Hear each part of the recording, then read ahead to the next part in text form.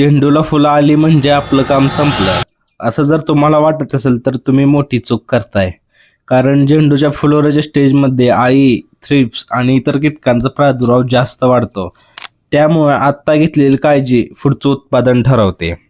नमस्कार मित्रांनो, आज शेतात फिरत असताना नवीन फुलांची पाहणी करत होतो, पण त्याच फुलांमध्ये मला अळी दिसली. फुलाच्या आत थेट शिरलेली आणि आतला गाभा खात होती. म्हणून आजच्या व्हिडिओमध्ये तुम्हाला दाखवतो की आपल्या झेंडूची कंडिशन काय आहे, फुलं आल्यानंतर आपण कोणकोणत्या गोष्टींची काळजी घेतोय आणि या अळीपासून फुलांचं संरक्षण करण्यासाठी काय करणार आहे. चला पाहूया आज आपली झेंडू शेतीची कंडिशन.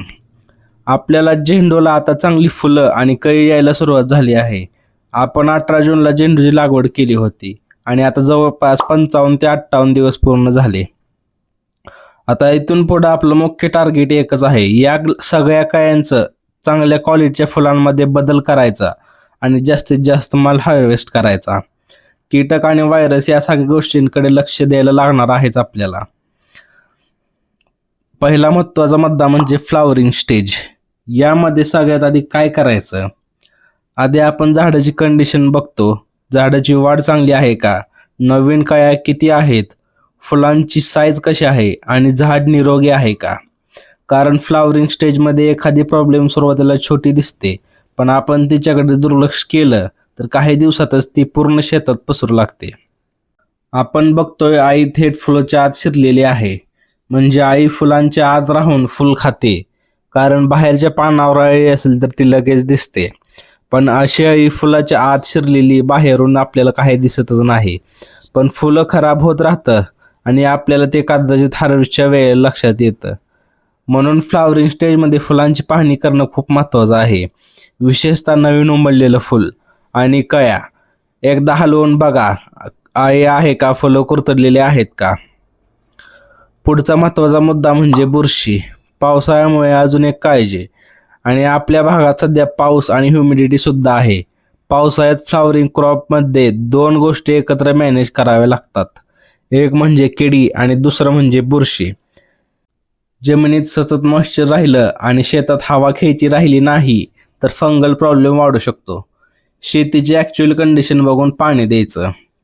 आता आपण बघूया अळी कंट्रोल आणि बुरशी कंट्रोल करण्यासाठी काय करायचं. 1-2 फुलांमध्ये अळी दिसली तर ती आपण मॅन्युअली काढून मारू शकतो, पण जर अशा जास्त अळ्या झाडांवर दिसत असतील आणि फुलांमध्ये दिसायला लागल्या असतील तर तुम्हाला फवारणी करणं गरजेचं आहे. मी फवारणीसाठी सेजेंटा कंपनीचा ॲम्प्लिगोचा स्प्रे घेतला आहे. त्याचा मस्त रिझल्ट भेटला आहे आपल्याला. 200 लिटर पाण्यात 100 मिली वापरलं आहे. आणि आपल्याला शेतात पावसामुळे फंगल प्रॉब्लेम म्हणजेच कांडी करप्याचा धोका लक्षात घेऊन ॲमिस्टर टॉप ॲम्प्लिगोमध्ये मिक्स करून फवारणी केली आहे. ॲमिस्टर टॉप आपण 200 लिटर पाण्यात 200 ml वापरलं आहे. तुम्ही कोणतीही फवारणी करताना औषध मिक्स केली तर चालतं का हे चेक करत जावा.